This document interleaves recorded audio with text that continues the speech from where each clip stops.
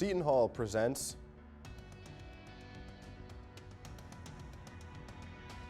Teach with Television.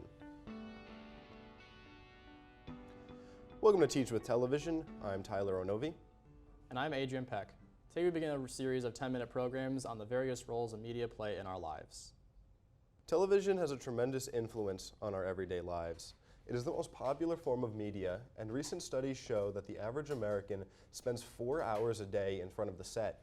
The average child spends close to 6 hours. Television influences how we interact with each other and how we view the world. But is it really the best way to obtain our information? It's amazing that despite the preponderance of television viewing by the American public, less than 30% of our schools use the TV for teaching. Many have theorized that the larger part of learning today takes place outside of school. Perhaps part of the reason that TV is not used is that schools have adopted new computer technologies. The internet is seen as the new device for conveying information and conditioning thought and opinion. This is not to say that television is irrelevant. Television is still an important part of our lives. This series will reveal the ways that television can be a service to the learning process and an interview with a special guest.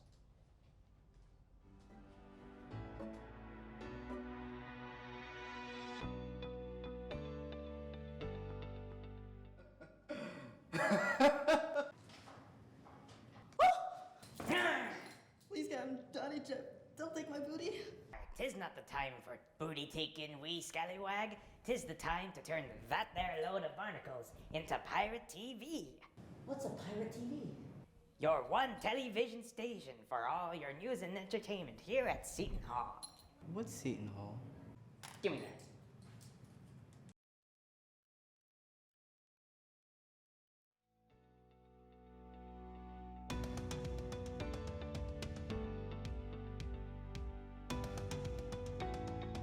Today's program will give an orientation to media. Our first question must be, what forms of media influence our lives? Well, the answers are obvious if we think about what media we have daily contact with, television as well as other media.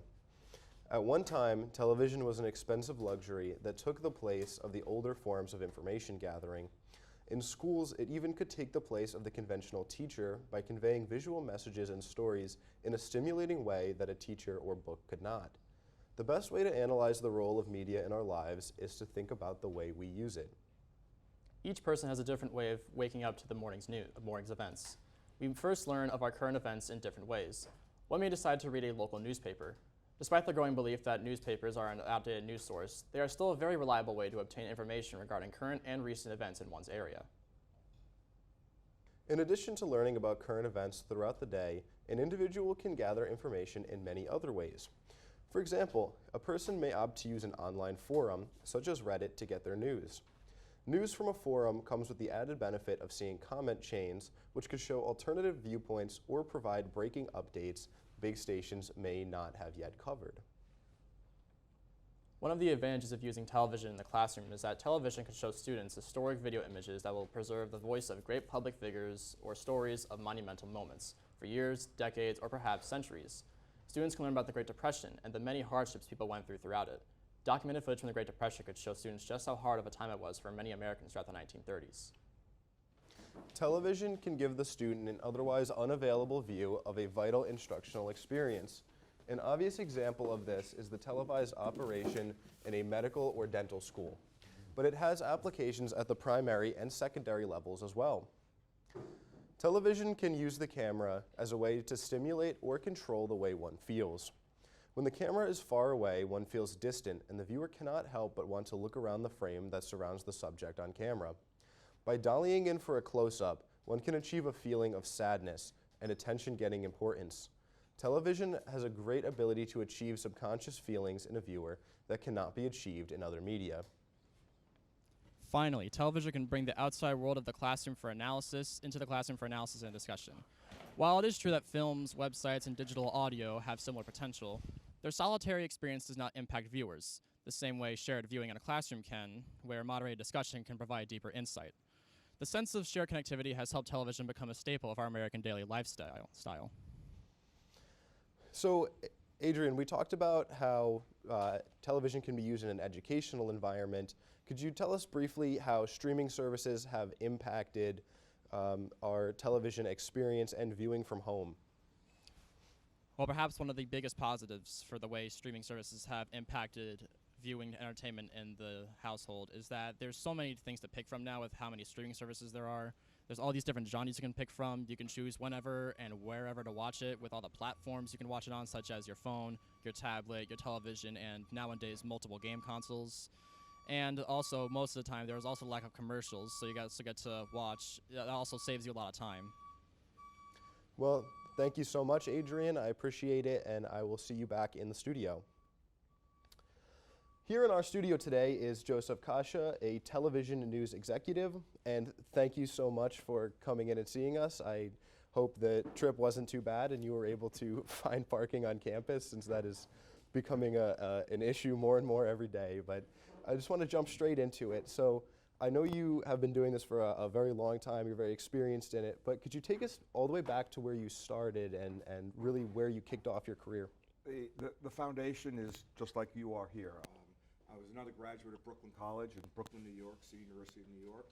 A fledgling broadcast journalist, not knowing whether I wanted to do production or film or news, but went after an interview with then the fledgling reporter Geraldo Rivera at WABC, and I quickly became, not only did I meet Geraldo, interviewed him, did my term paper, but I became a summer replacement desk assistant at WABC in 1971, which led to a 50-year career in local television, national television, and the corporate environment. What has changed is the platforms, whether it's broadcast or digital, tape, film, to streaming, but the content is king, and news and relevance is really the importance of what we do.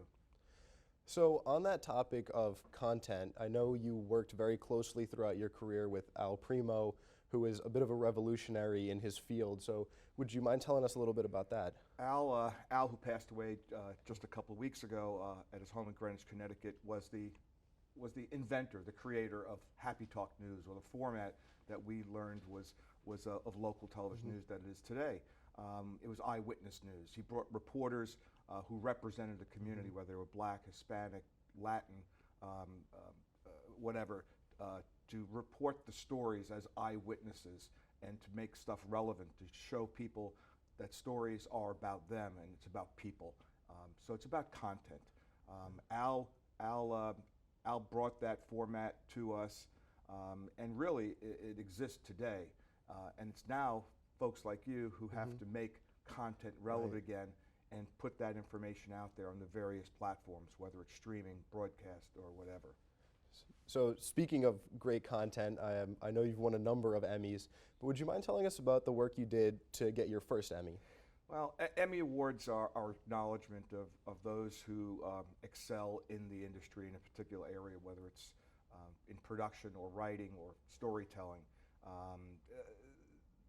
I think that the Emmys really come from those who excel in what they do, in relevance to what they do.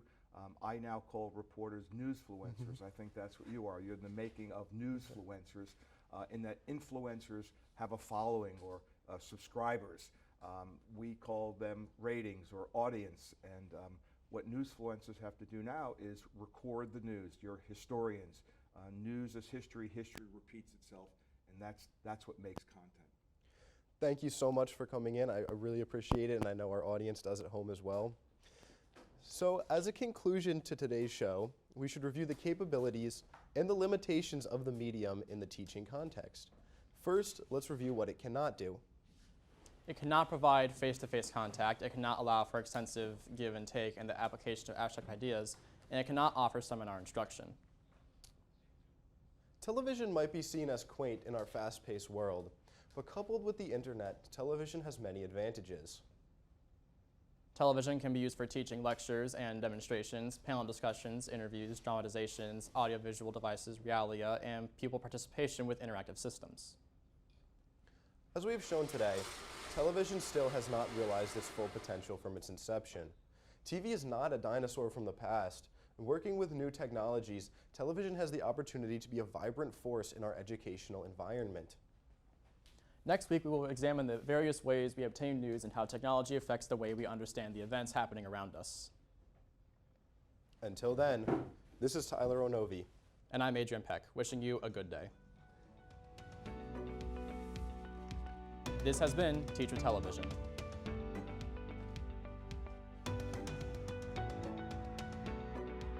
This program was produced by Seton Hall University and is solely responsible for the content.